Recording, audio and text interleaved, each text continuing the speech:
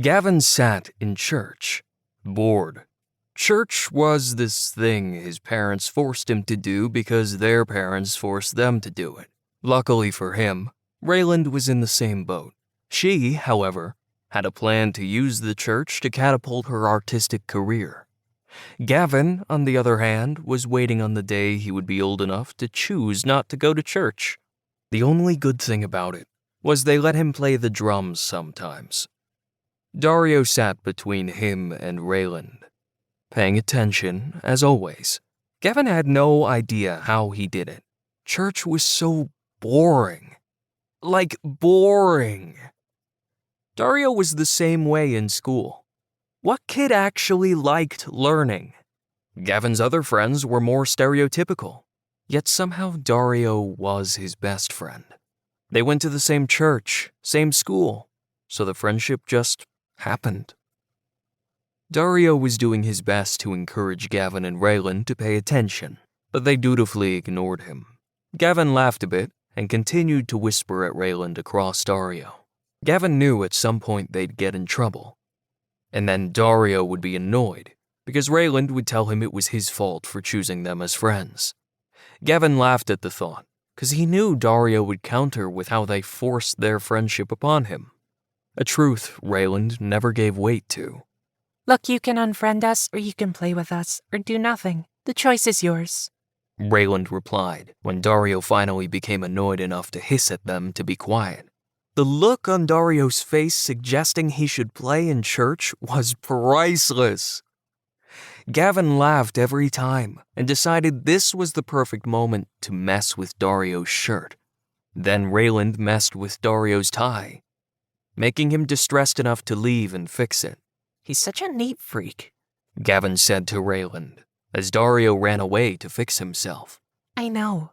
I don't know how he does it. My sister spends forever doing herself up and still doesn't get that crazy if something is out of place. Maybe it's a pretty boy thing. Chaz is pretty and he's just gross. It can't be that. Gavin took a look over toward Chaz. He was definitely pretty, probably the prettiest boy he knew, but Rayland was right. If rough boy had a picture in the dictionary, he'd be it. Chaz was always undoing his mom's attempts to make him appear neater. Gavin smiled to himself, thinking what Dario might be like if he was more relaxed. It was such a foreign thought that he couldn't take it seriously. I see your point.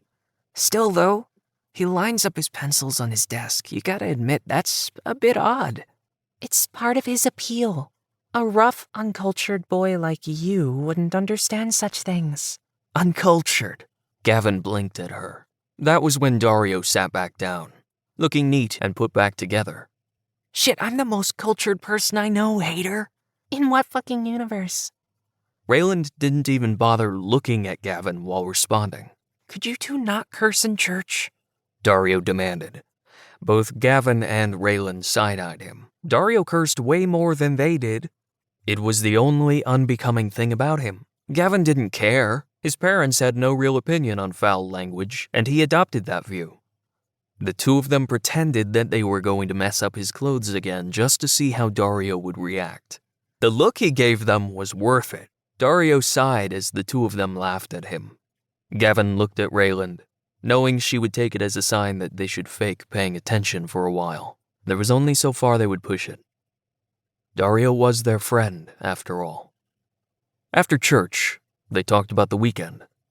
Well, Gavin made sure they did, so as not to be drilled about church by Dario, who was way too fanatical about it.